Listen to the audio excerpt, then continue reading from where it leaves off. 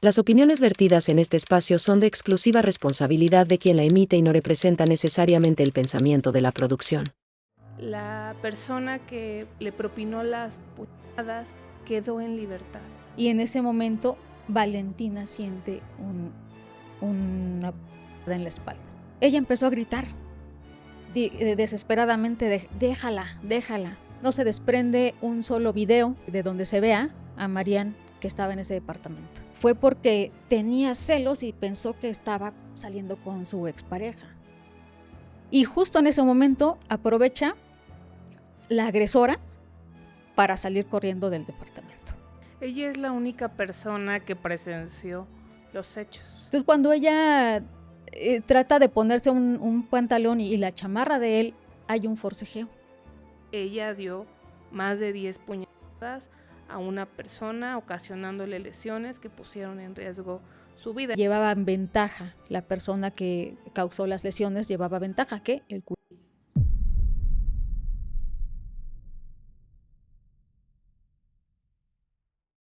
Bienvenidas y bienvenidos al Sistema, un espacio en donde a partir de historias reales exploramos el sistema de justicia.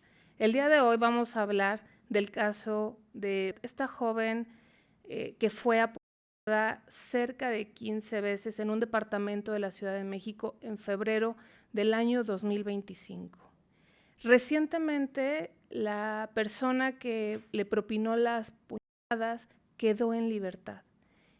Y todavía permanecen privadas de la libertad 2 personas. Queremos entender por qué, si la persona señalada como responsable de cometer estas agresiones ya fue puesta en libertad, siguen aún privadas de la libertad otras personas que habrían estado en esta escena. Este asunto nos permite también explorar cómo funciona la justicia especializada cuando están involucrados menores de edad. Es un caso sin duda que puede tocar a alguien, que puede tocar la vida de alguien, y esta información les puede ser de utilidad. Por eso les invito a que se queden y nos acompañen todo el episodio, porque nuestra invitada, la maestra Leni Alfaro, quien es maestra en juicio oral y proceso penal acusatorio y además tiene la especialidad en justicia para adolescentes, nos va a ayudar a entender este caso y la participación de estas 2 personas privadas aún de la libertad, una de las cuales es menor de edad y el otro es mayor de edad porque supera los 18 años, pero también es un joven adulto en términos de cómo entender todo este sistema de justicia especializado. Maestra, muchas gracias por venir a tratar este tema con nosotros. No, pues al contrario, muchas gracias por la invitación y sobre todo por preocuparse del escenario que enmarca precisamente el cambio de la situación jurídica de una persona que efectivamente fue el autor material de la comisión de una conducta delictuosa, en este caso de haberle causado las lesiones que incluso pusieron en peligro la vida de Valentina, una persona que además el hecho de pues ser influencer, de estar con tantos seguidores a través de las redes sociales, a través de sus propios canales, y también por otro lado la adolescente que le propinó esas lesiones, pues también estaban todo mundo, todos los implicados en el ojo del huracán. ¿Y qué sucede? Que cuando comienza esta investigación, hay 3 detenidos. Efectivamente, como lo acaba de mencionar, esos 3 detenidos les implican o les hacen el señalamiento de que son coautores del hecho. Es decir, que hubo un acuerdo previo. ¿Un acuerdo previo con quién? Con quien apuñaló a Valentina. Esa persona al día de hoy ya está en libertad, efectivamente. Aquí lo más cuestionable es por qué los otros 2 jóvenes no. Entre ellos una adolescente de iniciales A y N y el mayor de edad que apenas tiene 18 años de edad que se llama Akram. Este joven, pues evidentemente un joven estudiante universitario, pues estuvo en el lugar y en el momento menos indicado, como regularmente suele suceder en México, ¿no? Estuvieron en una reunión. ¿Cuál fue el detonante? El detonante de este acontecimiento, vamos a partir de cuándo sucedió el hecho. El hecho sucede el 4 de febrero de este año. Sucede en un condominio, en un residencial, en Periférico, en el Pedregal. Ahí se encontraban entre ellos la menor de edad, de iniciales AIN. Ella estaba junto con Akram. Lo que estaban precisamente, ella se sentía mal, le llamó a él se sale de la universidad. Se sale de la universidad para llevarla al médico. Llega Akram al departamento ahí en Pedregal y la lleva al médico, pero en ese inter llega Marian y ella es justo la que los lleva al médico. De ahí que regresan después de un rato, porque pasan a tomar un café, llegan después de un rato al departamento y lo que buscaban era, pues evidentemente, reunirse porque se reunían regularmente entre, Marian, AINC, Akram y otros dos amigos, entre ellos, pues Valentina y el chico que fue pareja de Marian, con quien incluso tiene una menor hija. Entonces, llegan más tarde, ¿por qué? Porque les hacen un llamado, se llaman entre ellos. Cabe señalar que Akram no tenía teléfono celular, él no intervino en ninguna parte de las comunicaciones. Regresan de ir al médico y demás, se va Marian después de un rato del departamento. Marian, cabe señalar que ella vivió en ese edificio, vivió el año pasado, estuvo más de medio año viviendo en ese lugar. Ella sabía evidentemente cómo está estructurado ese condominio, porque además ese lugar está muy enredado. Nosotros fuimos a realizar actos de investigación en ese lugar, con peritos en criminalística, peritos de la fiscalía propiamente también. Y es un lugar que tiene muchos accesos, muchas salidas, que incluso tiene salidas a una agencia de vehículos. Entonces, ella sabía todos los accesos. Había, además, cabe señalar, muchas amenidades en ese lugar.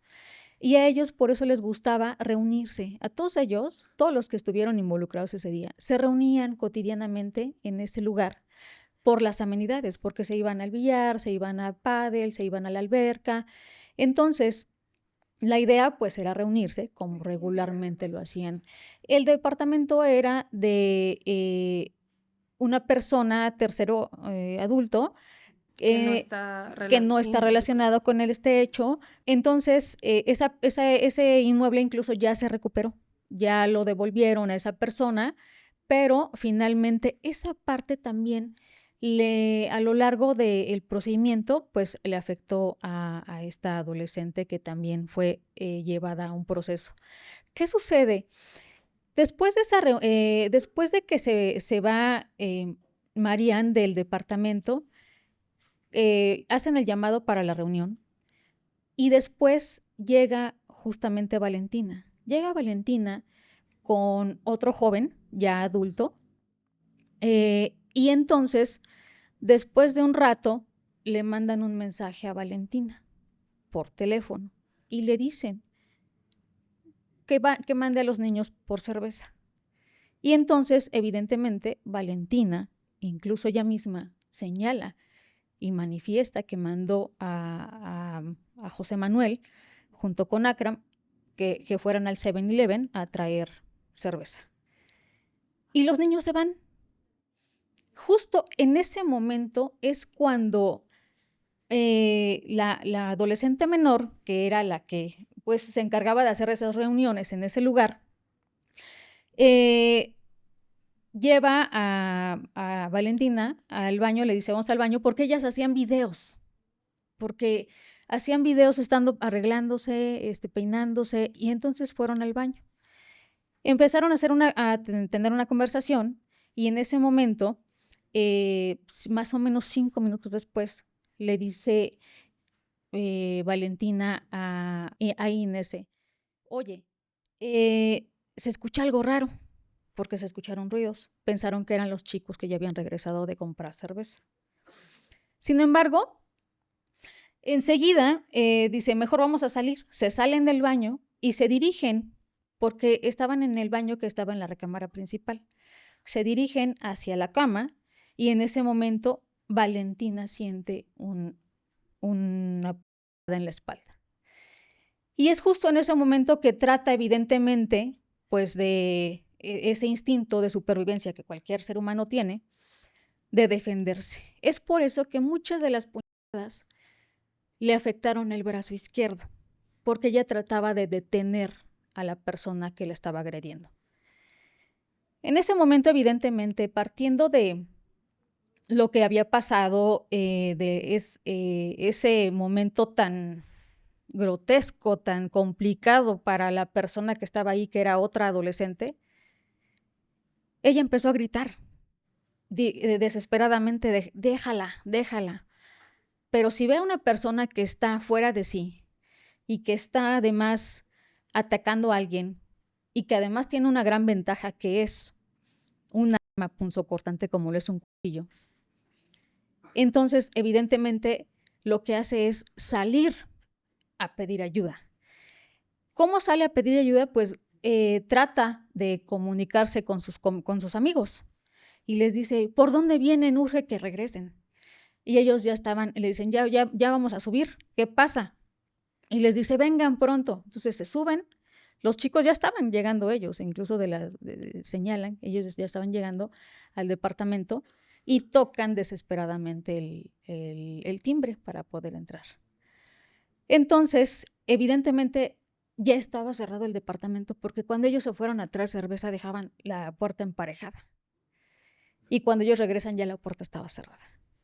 Evidentemente, salió de todos esos lugares en donde no hay cámaras, de todas esas amenidades, la persona que atacó a Valentina.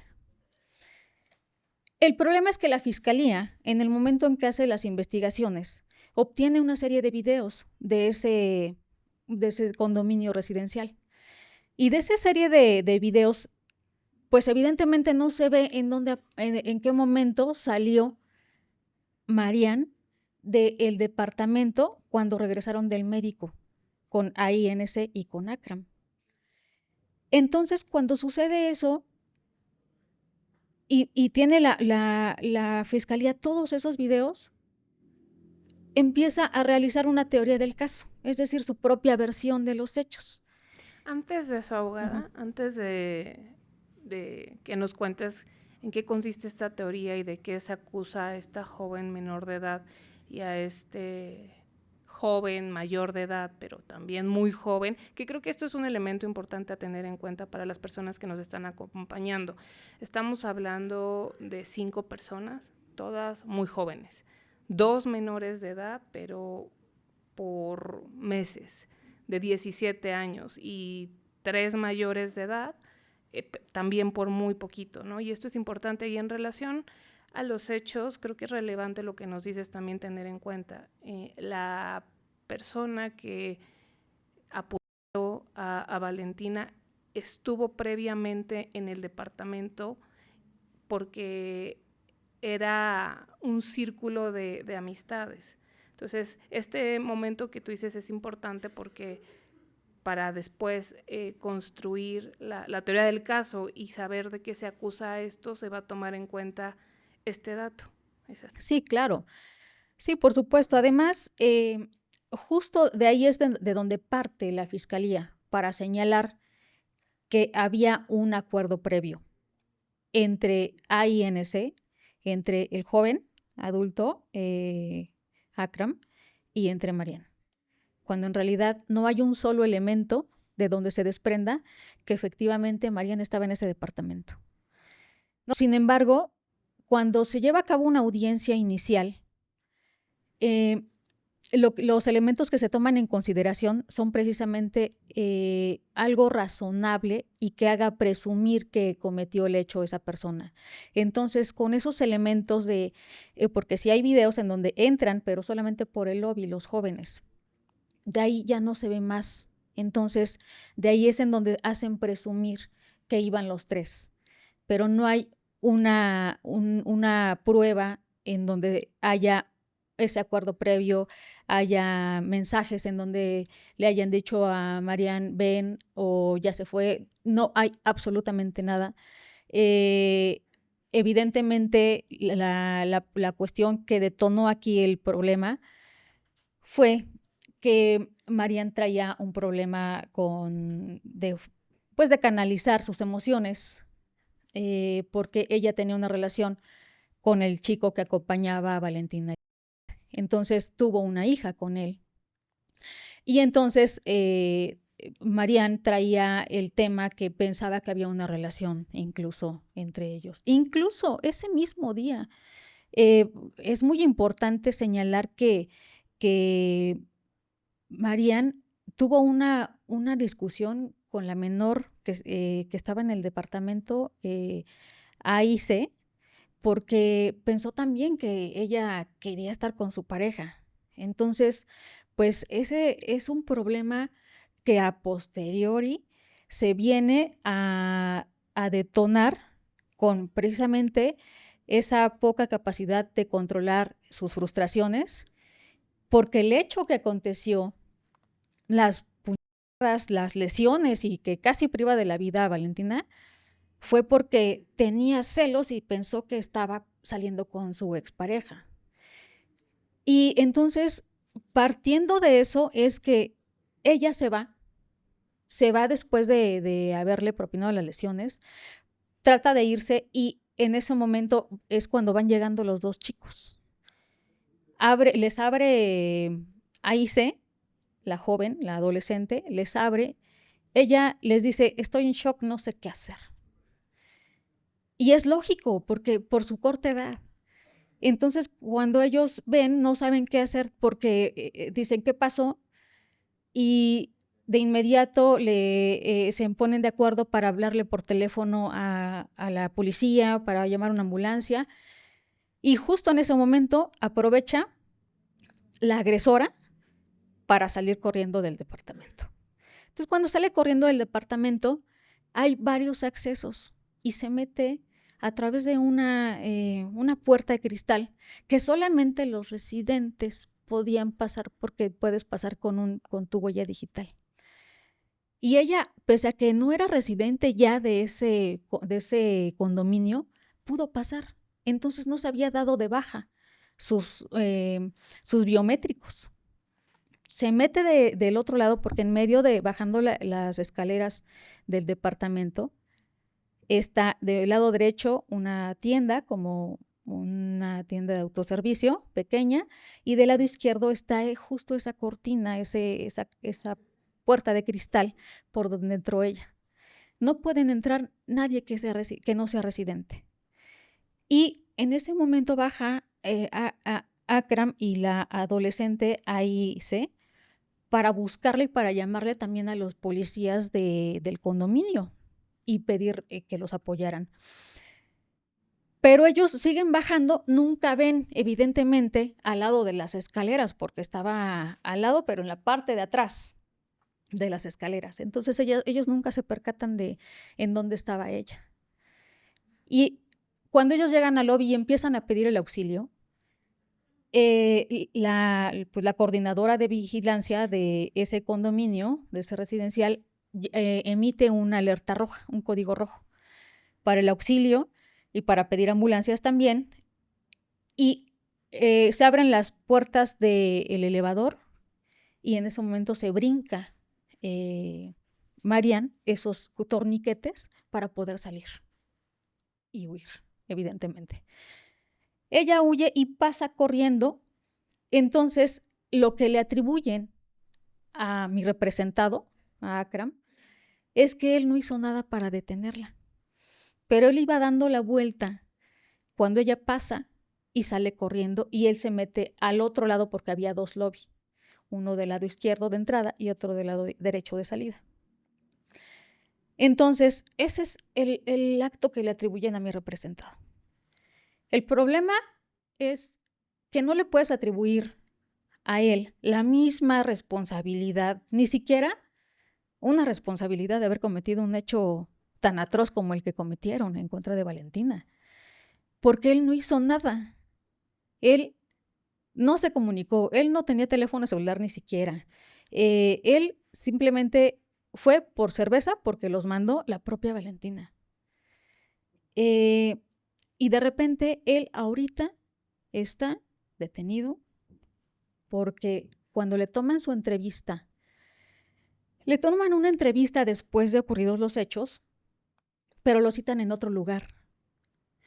Y cuando yo estuve en su primera audiencia, yo promoví precisamente ante el juez una nulidad de esa entrevista, porque él no estuvo asistido de ningún abogado. ¿Quién lo entrevista? Lo entrevista un policía de investigación de la fiscalía, pero lo entrevista en un domicilio que no era el domicilio de él. Es prácticamente como decir al día de hoy, Lenny, necesito que me des tu testimonio. Ven a este domicilio. Y no es la fiscalía. Y no me notificaron un citatorio. No se agotaron las formalidades que señala la ley. Entonces, eso es prueba ilícita. Y entonces... Antes de que hablemos de la defensa, bueno, un poco más de la acusación y de la defensa y del caso de este adulto, ¿cuántos años tiene? 18. 18, sí. Ayúdanos a entender un poco también de qué acusan a la otra menor de edad, a IN. AIN, ok.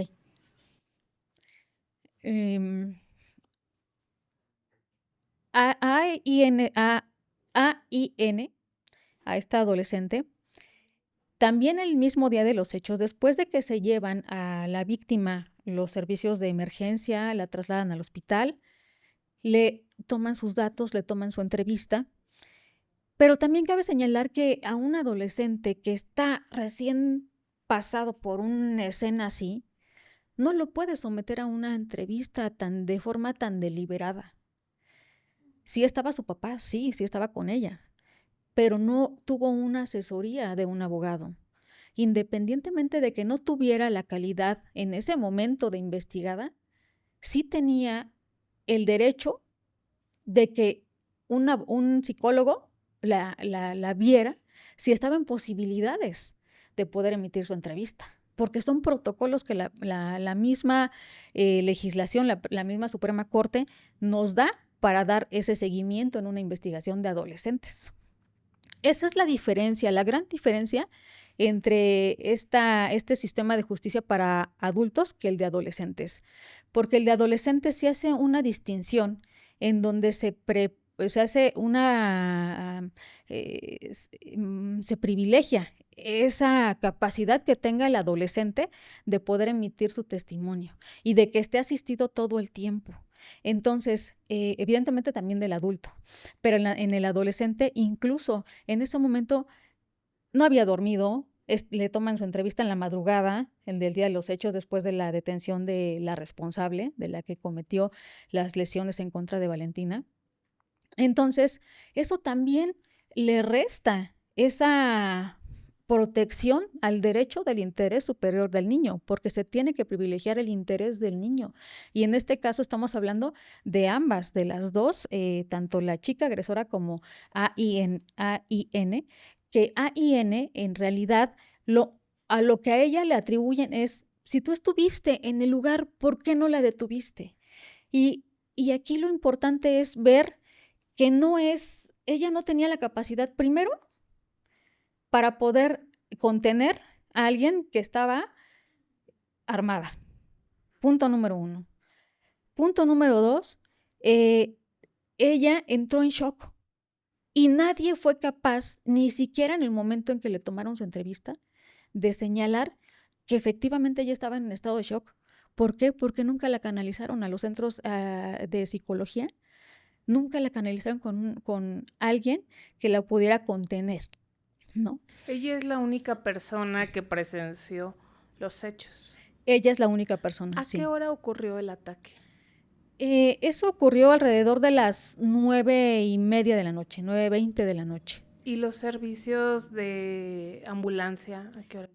Servicios de ambulancia llegaron alrededor de las 9:50 de la noche. ¿Y la detención de Marian?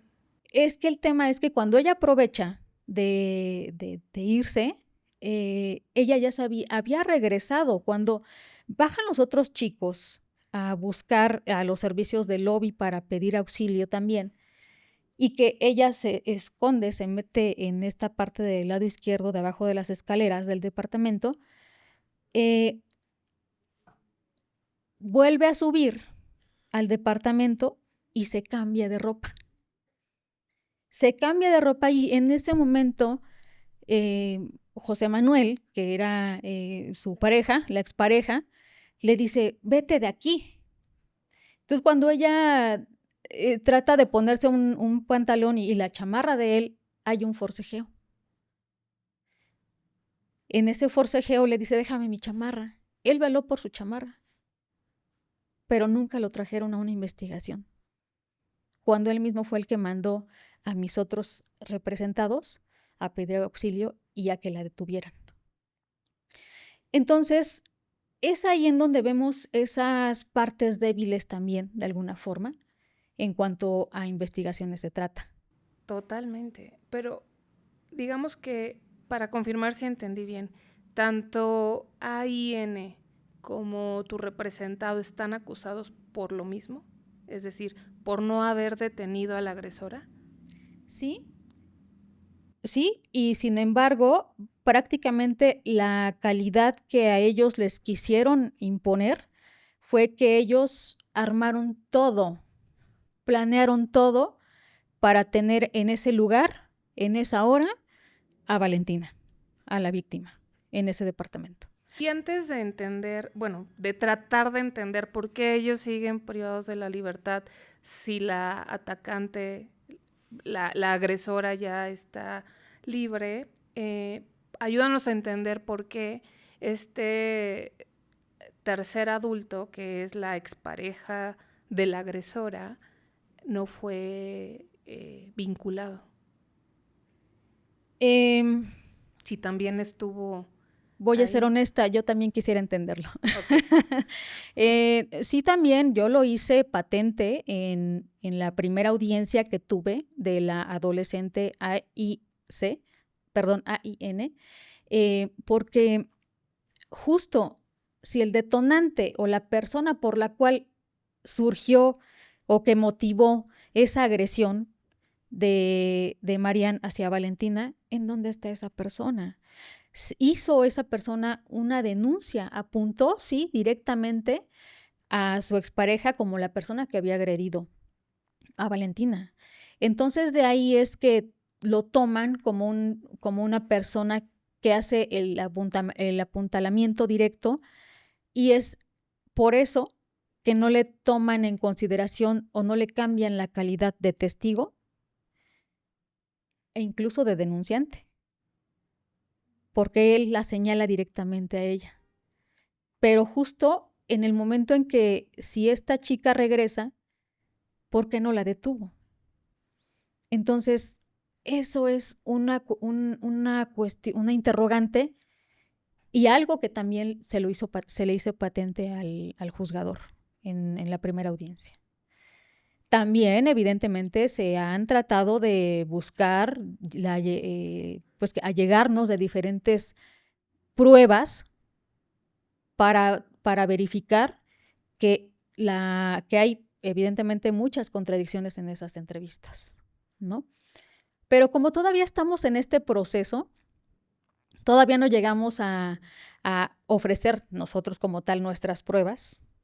Por eso es que no podemos ahorita mencionar en qué más estamos atendiendo esa parte. Y a partir de este momento creo que ya nos podemos referir para tratar de entender cómo se puede construir la responsabilidad de una persona que estuvo en una escena de crimen pero que no vio, no es testigo presencial, pero sí está en prisión, aunque la agresora ya salió. Ya nada más del caso de tu representado, porque también la joven menor de edad pues está detenida, pero aquí sí entra la diferenciación porque ella está sometida a un régimen especial, y en el caso de tu representado, por ser mayor de edad, pues ya entra a este mundo de la justicia para adultos.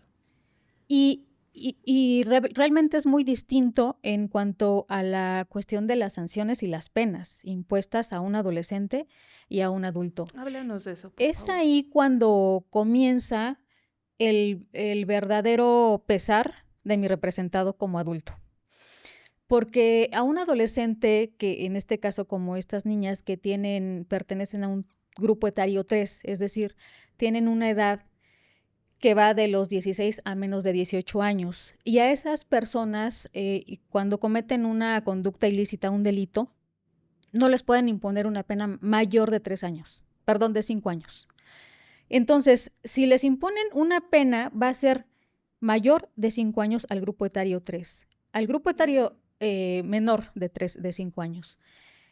Cuando a la primera adolescente que yo evidentemente llevé su primer audiencia, la continuación de su primera audiencia, en ese momento yo también como defensa interpuse un juicio de amparo, porque evidentemente la vincularon por esa parte de que no hizo nada, pero ella, vuelvo a lo mismo, se le violaron sus derechos desde el principio.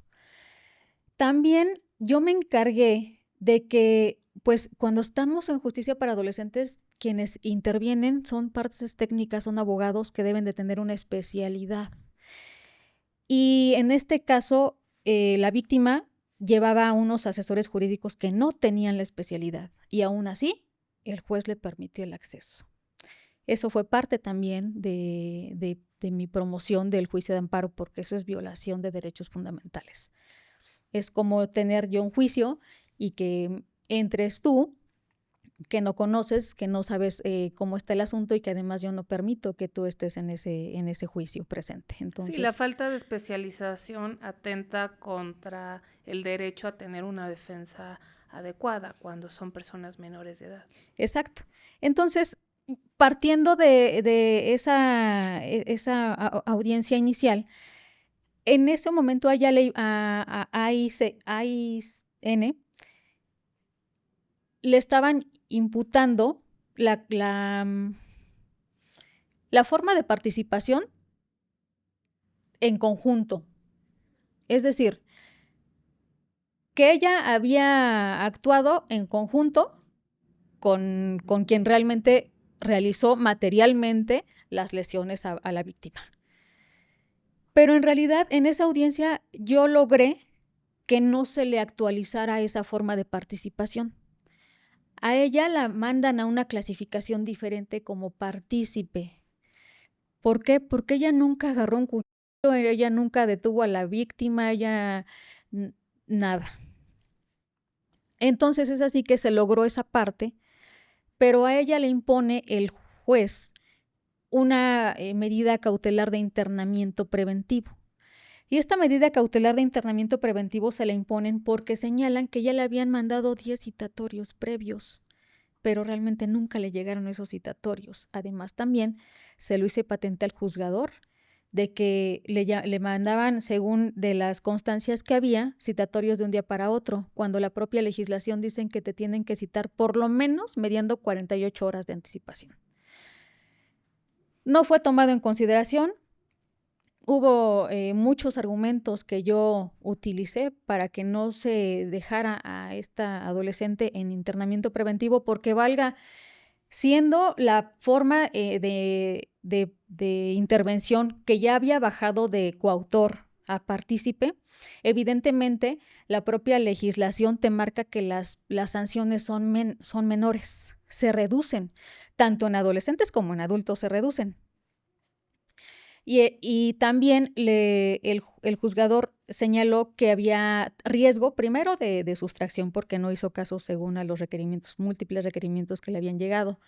También señalaron que había riesgo a la víctima porque la conocía, porque sabían dónde vivía y que eso la ponía en riesgo.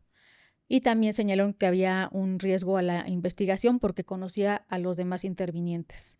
Entonces, pues eso pues es prácticamente imposible de poder disminuir o desaparecer o atemperar para que pudiera cambiar esa situación y que el juzgador me diera pauta a tener a esta adolescente llevando su procedimiento en libertad, porque además la problemática real es que este tema se hizo mediático.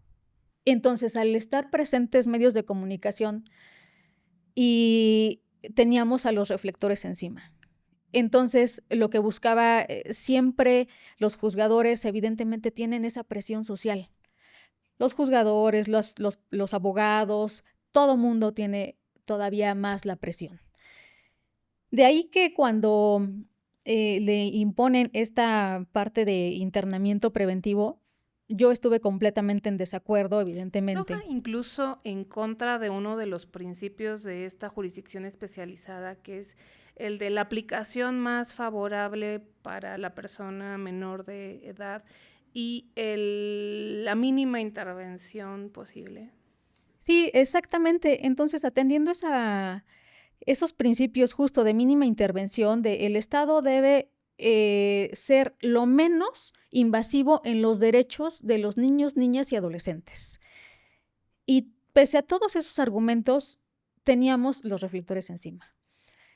Es la presión para tenerla. Claro, para tenerla en internamiento, porque cabe señalar, yo he llevado muchos asuntos de adolescentes y incluso hay una encuesta que realiza el INEGI de adolescentes sujetos al sistema de justicia penal y ha disminuido del 2021 al 2022, que es la última encuesta, disminuyó prácticamente la mitad el índice de adolescentes sujetos al sistema, pero no significa que haya disminuido la delincuencia por adolescentes. No, de hecho está incrementado. Sí, lo que disminuyó fue la intervención del Estado. Sí, la medida de internamiento. Claro, la medida de internamiento y sobre todo justo que el Estado le da más pauta o prioridad a llegar a mecanismos alternativos a la justicia restaurativa, en lugar de llevar al adolescente a un internamiento preventivo, que es lo que yo justo le comentaba al juzgador.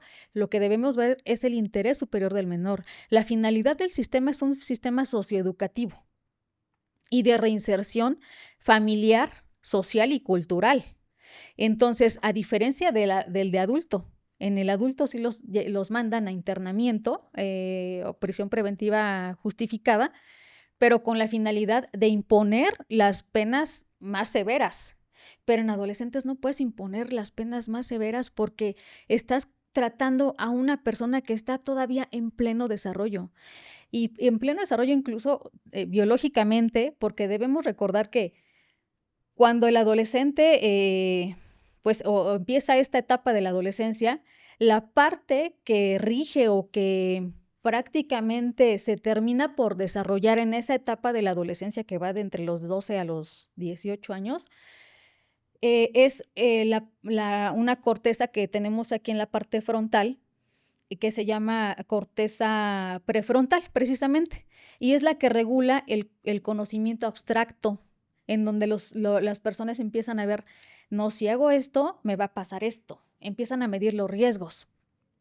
En donde también regula la parte de los impulsos, de trazar, de planear, de programar, de controlar sus emociones. Entonces, de ahí que nada justifica la conducta que realizó esta adolescente que lesionó a la víctima, pero sí, su desarrollo no estaba del todo en condiciones de que ella pudiera llegar a entender las consecuencias que ello acarrearía.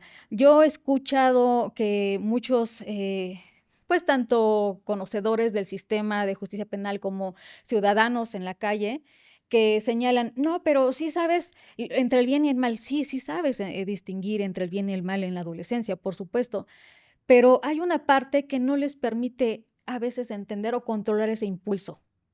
Así como incluso en adultos tenemos deficiencias en la inteligencia emocional, de que también somos impulsivos, de que somos viscerales, en adolescentes todavía se acentúa más, porque todavía no tienen desarrollada esa parte completamente del cerebro, de la corteza prefrontal.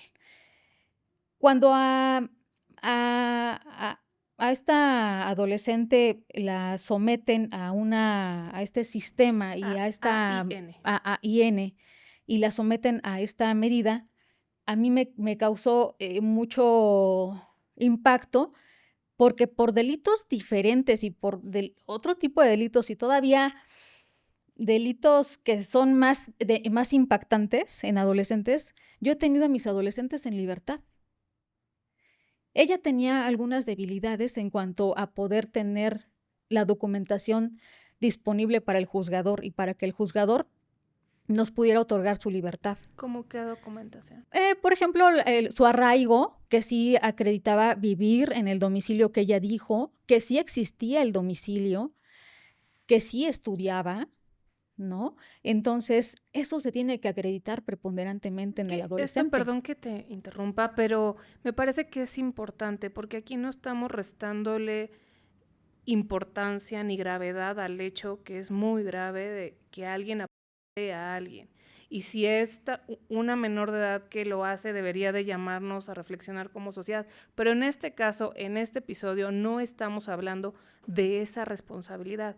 Y el grado de participación sí es importante en relación a la expectativa del sistema de justicia de cómo procesar estas conductas. Y de lo que estamos hablando en el caso de AIN es de alguien que estuvo ahí, que fue testigo presencial y que se le acusa de no haber intervenido, originalmente lo que nos dices es se le acusó de estar de acuerdo con la agresora, pero eso no se pudo probar y quedó fuera del expediente.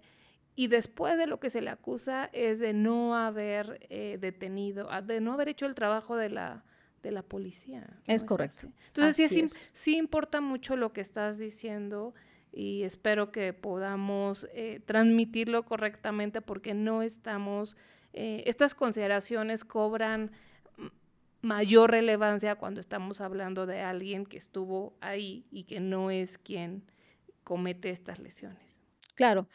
Y además de que de la corta edad de las dos adolescentes que fueron sujetas a este sistema de justicia penal, después de que le imponen a cada una la medida cautelar de internamiento preventivo, estaban en el mismo centro de internamiento y tienen un plan de actividades. El sistema tiene buenos centros de internamiento en México, porque incluso se está buscando un estándar internacional. ¿Para qué? Para lograr en ellos, primero que se hagan conscientes de los hechos que han cometido. Entonces, les realizan diferentes actividades. Y cabe señalar que incluso a lo largo del proceso por ahí se filtraron algunas fotografías, imágenes de estas dos adolescentes en el centro de internamiento. Y yo fui quien se encargó de decirle al juzgador que ordenara que las bajaran de la red, porque se estaban vulnerando las imágenes de adolescentes, de menores de edad, y eso atenta contra el derecho humano a la privacidad. En un lugar en donde además tendría que haber medidas de cuidado excepcionales, porque estos lugares los administra la propia autoridad. Claro. Posteriormente, yo promoví, porque cada mes se tiene que revisar esa medida a los adolescentes, lo que no pasa con los adultos. La medida de internamiento. La medida de internamiento. Se revisa esa medida cada mes y cada mes la solicité en dos ocasiones, 2 revisiones, aporté pruebas, datos de prueba que le llaman ahí en el juzgado, y pues no podíamos llevarnos en libertad. Para demostrar que no había riesgo de que se sustrajera de... Ningún riesgo, ni para la víctima, ni para la investigación, ni para que sustrajera de la acción de la justicia. Pero vuelvo a lo mismo, la presión social es mucha. El hecho de que le negaran a ella que llevara su procedimiento en externamiento, ¿sí?, fuera del centro de internamiento, pues evidentemente causa mucha incertidumbre, preocupación a los familiares de esta adolescente de AIN. Pero como abogados lo único que tenemos que hacer es contener y explicarles los motivos por los cuales no ha sido posible que se cambie esa medida. De ahí que nunca en el gremio, nunca faltan las opiniones de externos, ¿no? Y es así que evidentemente los papás de A y N entraron en un punto que hasta cierto punto es entendible, es comprensible, y dijeron, vamos a buscar quien nos lleve a nuestra hija en externamiento, ¿no? Entonces te quedas solamente con la defensa de este otro joven. Sí, me quedo con la defensa de ya el adulto joven, ¿no? Es un término empleado por la ley también. Es un término empleado por la ley, por la ley nacional. Es un concepto jurídico, tiene una implicación. Sí, pero como él ya tiene 18 años, pues ya lo sometieron a un sistema de justicia para adultos. Y entonces debemos recordar que el delito por el cual a él lo sujetan a este procedimiento o lo vinculan a procedimiento es lesiones calificadas que ponen en peligro la vida.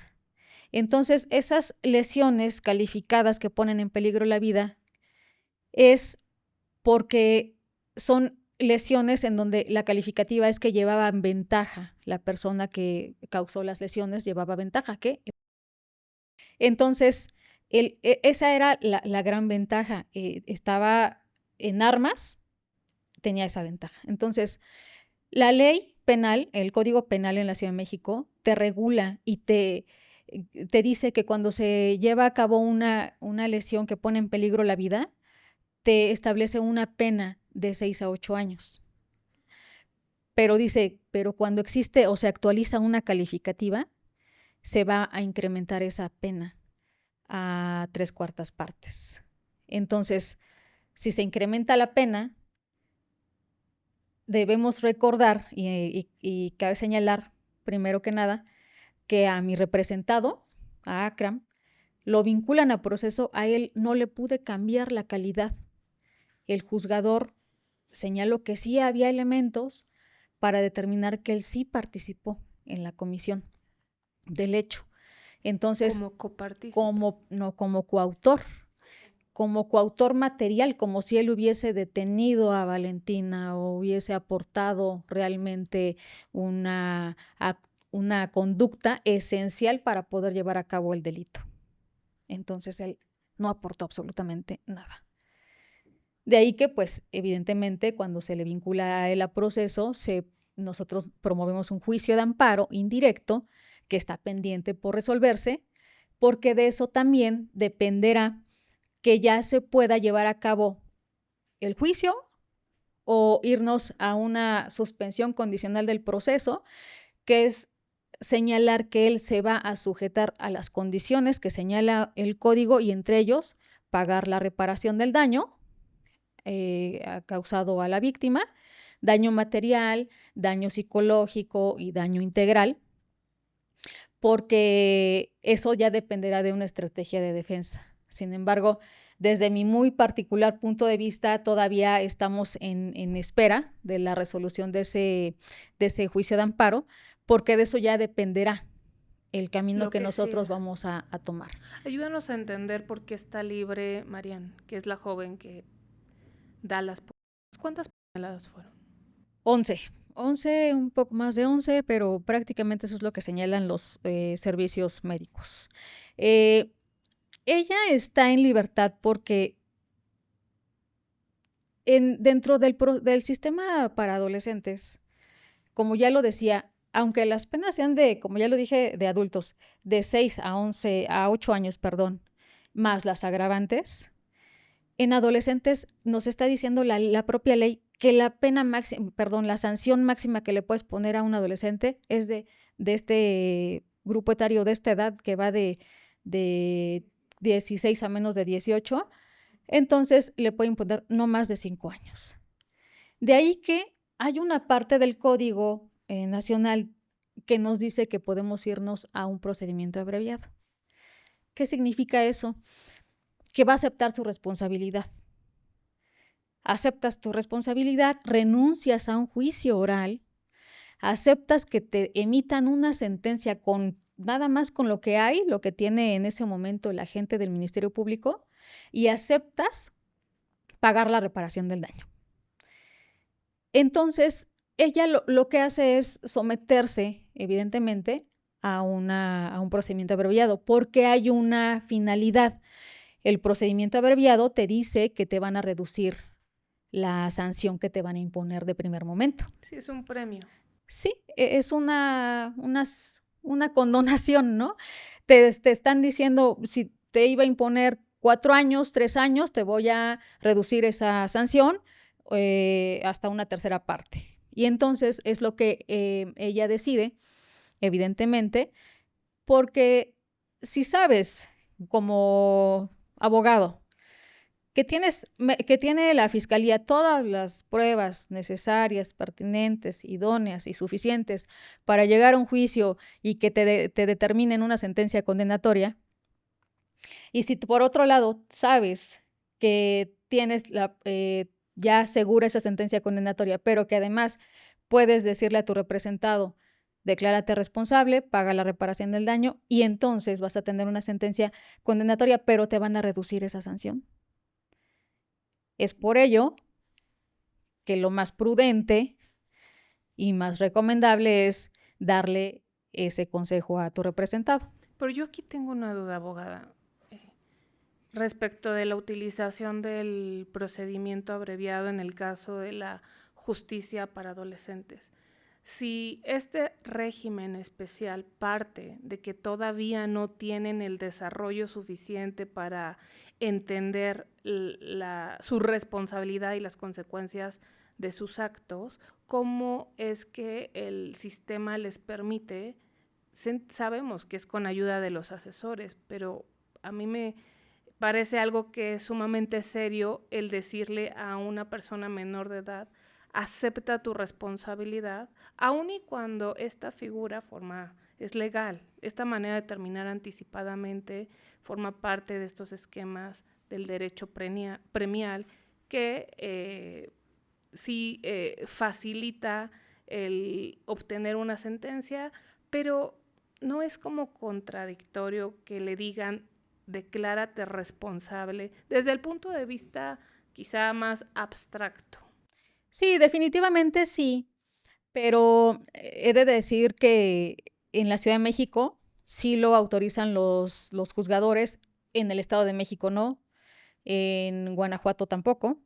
Y bueno, en otras entidades federativas no he tenido oportunidad de solicitar ni de estar presente en un procedimiento abreviado, afortunadamente, porque tampoco lo veo como la mejor de las alternativas para los adolescentes, precisamente porque si no tuvo la madurez para poder entender las consecuencias de sus actos en la comisión de un delito, entonces realmente va a entender las consecuencias de si no cumple con las condiciones a las que se está obligando cuando pide que le dicten una sentencia ya y que se declare responsable.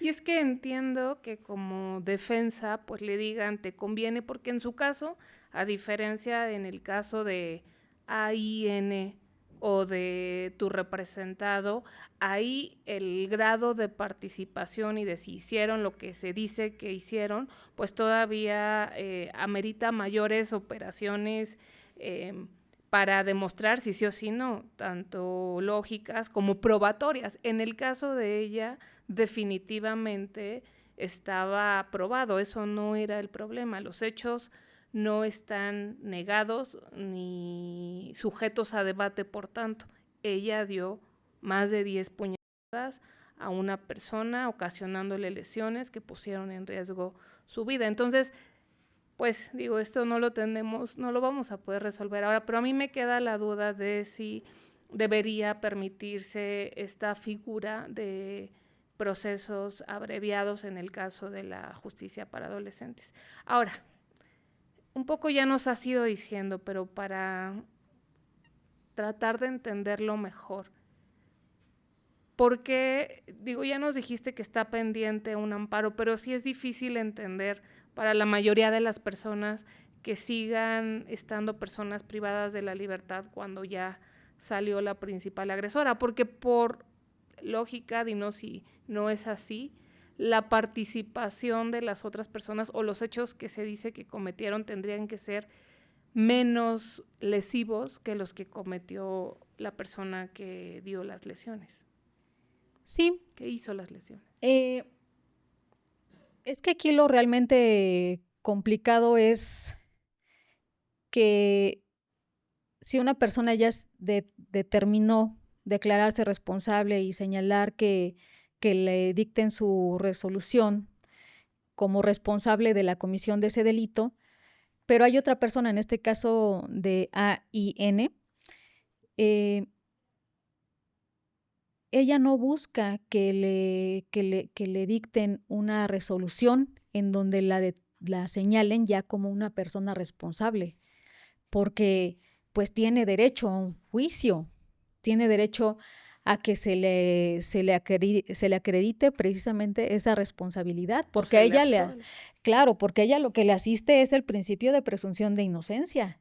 Ella hasta el día de hoy es inocente, hasta que no se le acredite lo contrario. Y si ella decide irse a esta misma salida que tomó la persona que realmente cometió las lesiones en contra de la víctima, entonces estaría asumiendo que va, primero que nada, pagar una reparación del daño. Segundo, declararse responsable. Entonces, esa es la salida fácil. Esa es la salida fácil para cualquier abogado. Puede llegar y decir, yo te voy a llevar a un procedimiento abreviado. Y tal vez pudiera ser para ella la más conveniente. Pero en términos de su libertad. En términos de su libertad, porque la más conveniente, porque solamente así ya vimos que quien sí realizó las lesiones se fue en libertad. Si ella hubiese decidido irse a juicio, su situación sería diferente, estaría todavía en internamiento. Por eso es que AIN todavía está en internamiento, porque ella todavía no ha decidido si se va a ir a juicio o si va... porque este esquema del abreviado le da igual si hiciste o no las cosas en términos prácticos. Basta con que tú te responsabilices de que sí hiciste aquello de lo que se te acusa para que entonces se busque la salida, que es la pena más breve. Por eso también me cuesta trabajo entender que en los juicios o en los procedimientos que involucran a adolescentes se acepte esta figura, porque si los hechos están necesariamente vinculados, no se pueden entender los que se atribuyen a esta menor de edad y al otro joven. Al hacerlo de esta manera se pierde la oportunidad de que en un juicio realmente se tenga que probar y debatir la participación de todos, incluso que ella, la agresora, diga cómo fue que llegó a ese momento en donde está dentro de ese departamento con ese cuchillo y lo que ya sabemos, ¿no? Pero tendría que haber explicado cómo llegó ahí, qué hizo las horas previas, con quién habló, si tuvo estos intercambios y acuerdos con estas personas. Entonces, al no hacerlo así, pues parecería ser que el sistema se desentiende de un fin que tendría que perseguirse también, que es el esclarecimiento de los hechos y la verdad, de qué fue lo que pasó. Justo la parte importante que acabas de tocar es esa. Ya se llegó a uno de los fines del proceso, que es que el culpable no quede impune, obtener la reparación del daño, pero también hay un derecho humano fundamental, que es el derecho a la verdad. Y cuando se van, en este caso, a un procedimiento abreviado en donde dicen, yo ya quiero irme, ya quiero renunciar al juicio, ya me voy a declarar responsable con tal de irme de este lugar, entonces no se tiene realmente el esclarecimiento del hecho, ni tampoco el acceso a la verdad como derecho humano para entender lo que realmente sucedió. De ahí que cuando la otra adolescente decida si se va a ir a juicio es porque se persigue uno de sus fines, el esclarecimiento del hecho y evidentemente conocer la verdad. Pero si decidiera irse por el mismo camino, la misma vía que fue la que tomó Marianne, la agresora, evidentemente va a ser el mismo esquema. Tendrá que declararse responsable, renunciar a un juicio oral, evidentemente pagar la reparación del daño, y esa medida de sanción que le impondrían va a ser supervisada por el juzgador. Y puede ser que, atendiendo la minoría de edad que tienen ambas, sí, efectivamente se esté atentando contra ese también derecho del interés superior del menor, porque es ese derecho a que ellos también lo siga asistiendo su presunción de inocencia. Ahorita una de ellas pues ya renunció a su presunción de inocencia, ¿no? Y el sistema, afortunadamente, es flexible. Tan es así que se permite aquí en la ciudad, en otros estados no, pero es una discusión que se ha tenido también entre pues el propio gremio investigador y jurídico, porque el juzgador lo que hace en Ciudad de México en general es señalar que, atendiendo la no discriminación que refiere la propia Ley Nacional del Sistema Integral de Justicia Penal para Adolescentes, nos dice que el sistema es flexible y que no debe discriminar, y la Convención de los Derechos del Niño, que es un tratado internacional en donde el Estado mexicano es parte, señala que efectivamente si le asisten derechos al adulto, todavía esos derechos, aunados a todavía proteger más al menor de edad, va a privilegiarle, en este caso a las niñas, niños y adolescentes. Y si en ese momento el juzgador señala que cabe la no discriminación, dice entonces, si el adulto tiene derecho a un procedimiento abreviado, ¿por qué el adolescente no? Si no tuviera derecho a ese procedimiento abreviado como adolescente, entonces lo estaríamos discriminando. Cabe esa analogía, ese estudio más bien, no analogía, no, lo retiro, cabe ese estudio y ese argumento por parte del juzgador. Y dice, aquí debe preponderar el interés superior del menor para terminar de resolver su situación jurídica. Es que este interés superior de los menores de edad y de los adolescentes, que excede el alcance a lo mejor de este episodio, pero es una manera de ver este asunto, pero también está, y yo insistiría en este otro derecho, que es el derecho a la verdad, porque este no solamente involucra o le corresponde a las víctimas, lo tiene también la sociedad. Y yo creo que existen ciertos casos en donde, por lo que está de por medio, tendría que agotarse las capacidades del sistema de justicia para realmente entender qué fue lo que pasó y pueda cumplir también su fin preventivo, porque es muy grave lo que pasó, no solamente en términos de la conducta, que es un crimen de sangre sumamente violento, que involucra una manera incorrecta de procesar insatisfacciones, frustraciones, enojo, lo que tú habías mencionado, pero que involucra también a 5 personas muy jóvenes. Entonces, este caso también tendría o podría haberse visto desde esa otra perspectiva. Sí hay, evidentemente, también pruebas de que no participó él, no pudo haber estado con un acuerdo previo con ellas, no existió una sola conducta de su parte para causar alguna afectación a la víctima, ¿no? Él, estando en la universidad, porque además un chico estudiante, universitario, llegó a auxiliar a una amiga para llevarla al médico, y entonces fue lo peor que pudo haber, el peor momento en el que pudo haber estado en ese lugar, ¿no? O sea, Al día de hoy, él no puede estar fuera o no ha podido cambiar su situación jurídica porque derivado de las penas, porque ahí sí no se comparan con las de adolescentes, ahí sí la pena en cuanto a este tipo de delito, la mínima es de 6 años, vuelvo a señalarlo, de 6 a 8, más el incremento por la agravante. Entonces resulta que tendría en este momento, por la clasificación que le dio el juzgador, la pena mínima es de 8 años y no se compara en absolutamente nada con la posible pena máxima o sanción máxima que le pudieron dar a la agresora, que ya no está en internamiento porque tuvo esa facilidad.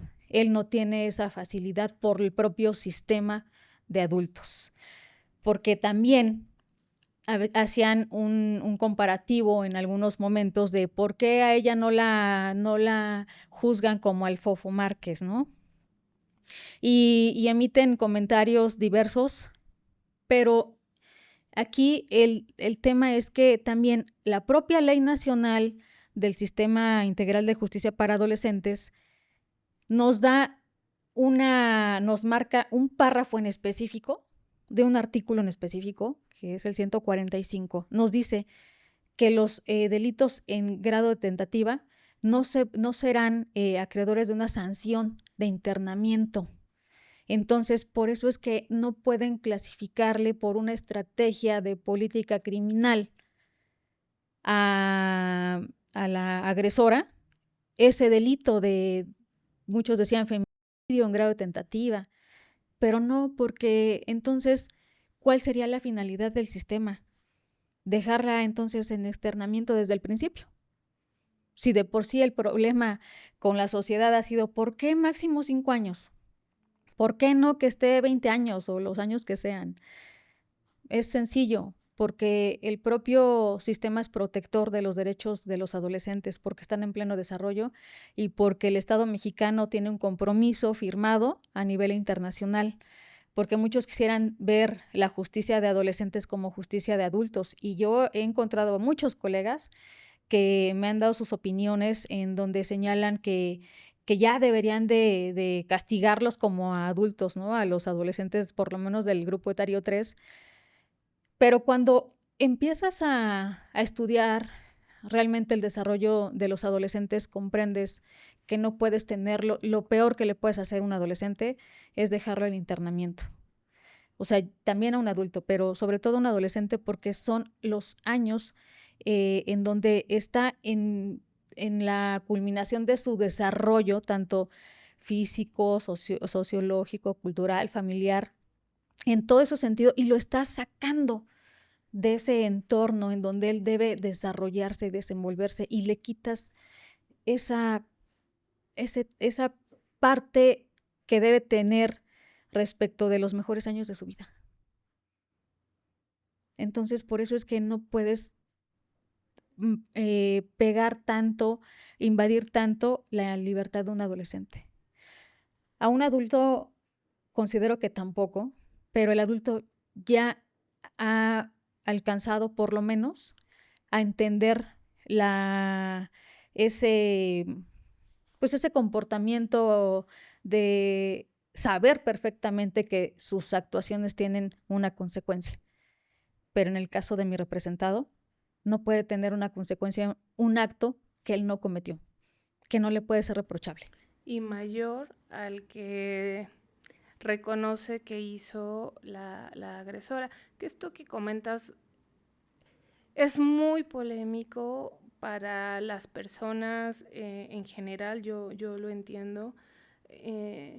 Yo entiendo también este corte y esta diferencia del tratamiento de personas menores de edad y mayores de edad, pero también estoy convencida que tendríamos que empezar a pensar, bueno, sobre todo a quienes les toca hacer ajustes al sistema de justicia, en posibilidades para intermedias o alternativas al internamiento con adultos para ciertos delitos. O sea, creo que parte del problema es que los sistemas de justicia para adolescentes o para adultos tratan a todos los delitos por igual, sin separar estos asuntos. No estoy diciendo que del que estamos hablando entre en esos, pero aprovechando la oportunidad Sí, de claro. tener a un especialista en sistema para jóvenes y al tocar un tema que es muy sensible para la sociedad, que sabe de la participación en muchos casos en conductas sumamente violentas, que dice, no, ¿por qué no? Entonces yo creo que tendríamos que ir un poquito hacia allá.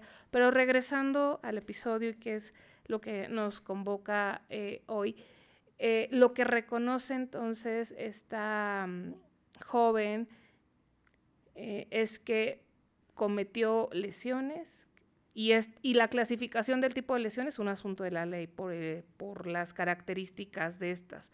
Y lo que tú nos dices es, hay que tener en cuenta que los delitos, bueno, cuando la participación o la responsabilidad es en grado de tentativa, no ameritan internamiento. Así es.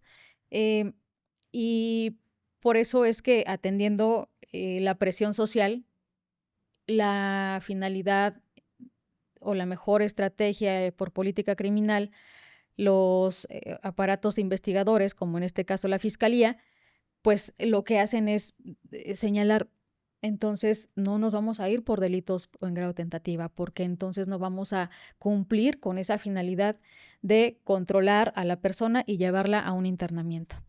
Ahora, también retomando lo que comentabas hace un rato, porque me quedé pensando del acceso al procedimiento abreviado. Ventajas y desventajas, porque en otras entidades federativas he tenido juicios en donde incluso me he llevado la sorpresa de que a adolescentes por delitos de violación, de extorsión, de secuestro, les imponen 2 años, 3 años. Y si un asunto de esa naturaleza se hiciera y de igual forma mediático como este, bueno, no quiero ni pensar cómo actuarían nuestras autoridades, ¿no? Porque entonces tendrían que imponer esas sanciones más severas. Y la finalidad que tiene el sistema es justo crear la conciencia al adolescente de que su actuar no fue el adecuado o el que esperaba la sociedad. Pero a mí también como abogado, postulante, sí me crea cuestionamientos de si agotas de todas formas un juicio y a un chico que violó a la prima les están imponiendo 12 meses, 11 meses de internamiento, entonces también es cuestionable, porque entonces, ¿para qué quieres a un adolescente esos 11 meses en internamiento cuando lo puedes sujetar a programas de perspectiva de género, lo puedes sujetar a que siga con sus estudios, lo puede sujetar a terapias psicológicas para que entienda la dimensión de lo que realmente es respetar el desarrollo de la personalidad o el libre desarrollo de la personalidad de las demás personas. Y el sistema sí considero que hay un catálogo, sí, hay un catálogo en donde nos dice qué delitos ameritan internamiento. Pero creo que en lo que hay que poner mayor énfasis es en realmente qué sanciones son las adecuadas. ¿Realmente el internamiento cumple con la finalidad del sistema? Porque por esta adolescente AIN, realmente ese internamiento cumple con la finalidad. Es incluso para nosotros y para mí como abogada que fui de ella, frustrante saber que una chica que puede seguir con sus estudios, porque además es buena alumna, es buen estudiante, ¿por qué está en ese lugar en donde está truncando sus estudios, oportunidades de seguir estudiando el inglés, ¿no? De irse de intercambio, y está en un centro de internamiento? Eso es lo que realmente debemos entender como finalidades del sistema. Y pensar también en las medidas y en los tratamientos que apoyen estos internamientos e incluso externamientos cuando alcanzan la mayoría de edad y cumplieron con sus penas, pues es que el problema que llevó a que estuvieran involucrados en esa situación no se va a resolver solo con una sanción o medida de privación de la libertad, tendría que acompañarse de otras cosas. En el caso, una de las justificaciones de este sistema de justicia para adolescentes es como pensar en lo gravoso que sería o lo agresivo que sería poner a una persona muy joven de edad con población adulta. En el caso de tu representado que tiene 18 años de edad, ¿él está con población adulta? Sí, él está con población adulta y justo esa es la línea delgada, porque justo en un momento lo señalaste, la adolescente o los adolescentes tienen más esa protección y en este caso él estando en un reclusorio con adultos que no han cometido cualquier clase de delitos, siendo un estudiante universitario que en ningún momento ha tenido problemas legales ni con nada de cuestiones tránsito, ni mucho menos infractores, y de repente llegar a cambiar todo su contexto ha sido muy complicado para él, también para nosotros, para velar por el cambio de esa medida que realmente es muy lesiva para él. No te quiero preguntar muchos detalles de su defensa porque sé que ni siquiera han tenido esta etapa probatoria, pero él conocía a las dos, tanto a la agresora como a la víctima. Todos se conocían, todos ellos eran amigos, todos se conocían. El problema fue de dos personas por una tercera persona y resultaron, en este caso, desprotegidas personas que nada tuvieron que ver. Eso es lo lamentable. Y lo lamentable es que también se tenga que seguir en nuestros aparatos de justicia con un reclamo social. Creo que aquí lo que debe preponderar siempre es la justicia imparcial. Realmente, ¿qué hizo cada persona? ¿Qué tenemos? ¿Qué pruebas tenemos para poder detener a esta persona, para seguirla manteniendo en esta postura? Pero esperemos que a futuro podamos pulir estas partes que de alguna forma vemos ya estando en el campo de batalla para mejorar al sistema, pero sobre todo a nuestros representados, porque estés en el lado, siempre vas a actuar de la forma o del lado en que te encuentres para señalar, en este caso al tribunal, las cosas, en este caso las fortalezas que tiene o las cosas que puede pues mejorar, ¿no? Sus áreas de oportunidad, pero sobre todo está en nosotros, en no irnos a las soluciones pues que realmente no beneficien a nuestros representados. Al día de hoy, efectivamente, mi representado, por supuesto que está desesperado. Por supuesto que está desesperado. Yo también, como abogada, veo la forma de contener, ¿no?, la desesperación de él, de su familia, por supuesto, pero hay algo que se esperaba. Se esperaba lograr modificar su medida antes de que se pudiera resolver la situación jurídica de la agresora material, ¿no? De Valentina, pero finalmente la justicia lleva su curso, lleva tiempos, lleva procedimientos. Además, esta adolescente que ya se declaró, o en este caso ya logró obtener su libertad, ella, debemos recordar que fue detenida desde el día de los hechos, desde febrero. y a mi representado y a la otra adolescente los llevan a una audiencia inicial hasta prácticamente un mes después. Entonces, todo lleva su curso, todo tiene sus tiempos, todo tiene un proceso y esos quisiéramos saltarlos para darles el mejor resultado a los familiares, pero no es así. Se tiene que seguir. Ahorita justo lo comentas también, las pruebas, efectivamente se tienen que ofrecer las pruebas en el momento adecuado y las pruebas que sabemos que van a ser las pertinentes para lograr acreditar que en este caso mi representado pues ni lo cometió ni participó en su comisión, ¿no? Si pudiéramos decir en una frase por qué él sigue en prisión, si la agresora que ya se declaró responsable está libre, es por esta situación, porque él no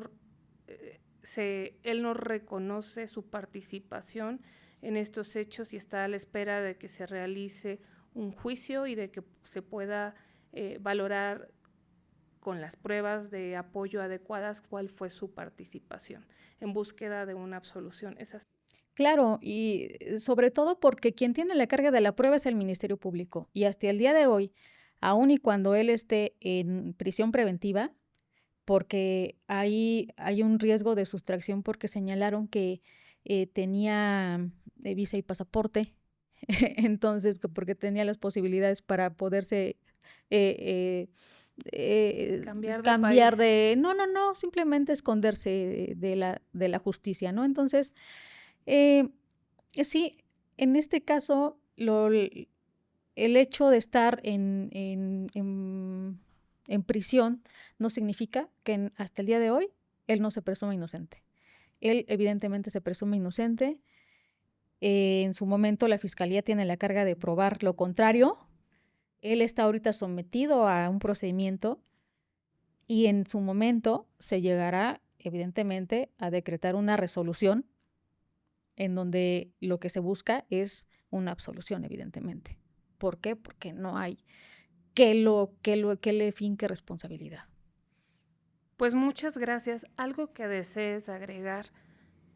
No, gracias por la invitación, primero que nada, y sobre todo, pues espero que también nuestras autoridades y sobre todo estos órganos jurisdiccionales que al día de hoy cuentan con carrera judicial, que realmente llevan una extensa carrera o vida de estudios académicos, jurídicos, pues que sigan trabajando como el día de hoy de manera imparcial y que invito a la ciudadanía sobre todo a reconocer que independientemente de que nos gusten o no las determinaciones de los juzgadores, estas siempre están fundamentadas y nuestro trabajo como abogados siempre será, evidentemente, si no estamos de acuerdo, impugnarlas, pero sobre todo reconocer la labor de nuestros órganos jurisdiccionales. ¿Dónde te puede contactar las personas en caso de que requieran de servicios legales? En mi Instagram estoy como Leni Alfaro, en mi página de Facebook estoy como Alfaro y Alfaro Abogados, en mi página web estoy como Alfaro y Alfaro Abogados y bueno, ahí están los números telefónicos, los números de la oficina y creo que nada más en esas redes. Pues muchas gracias por compartir con nosotros, con esta comunidad, todos estos elementos que son importantes para poder entender un caso que sin duda es impactante y también que, como mencionaba al principio del episodio, puede tocar la vida de alguien. Nos llama también la atención como sociedad para saber a qué le prestamos atención y cómo cualquier persona nos podemos ver involucradas en una situación de este tipo. Por ello te agradezco mucho. Muchas gracias a quienes nos acompañaron hasta este momento del episodio. Los invito también a que nos ayuden a compartirlo para llegar a más personas. Esta información puede resultar útil para muchas personas. Si no se han suscrito, suscríbanse. Nos vemos en un siguiente episodio. Gracias. Es lógico que si tú escuchas que tu vecino está disparando armas, que si están detonando petardos o cohetes, como decimos en México, ir a ver qué pasa. Tienes que preguntarte qué está pasando con mi vecino. Hasta el día de hoy ven luces que se mueven de manera extraña y sin sentido a lo que ellos saben. De lo que no hay la menor duda es que los aviones de combate y de espionaje más sofisticados de la historia fueron desarrollados en el Área 51. La presencia del fenómeno ovni extraterrestre en la Tierra nos está diciendo que si ellos pueden estar aquí, quiere decir que nosotros el día de mañana podremos estar allá. Si a mí me preguntas, ¿crees en Bob Lazar? Sí, señor, porque eventualmente su historia se fue confirmando poco a poco. A mí lo que siempre me ha llamado la atención y lo que yo discuto es por qué estos proyectos ultra secretos, ¿por qué son probadas en áreas civiles?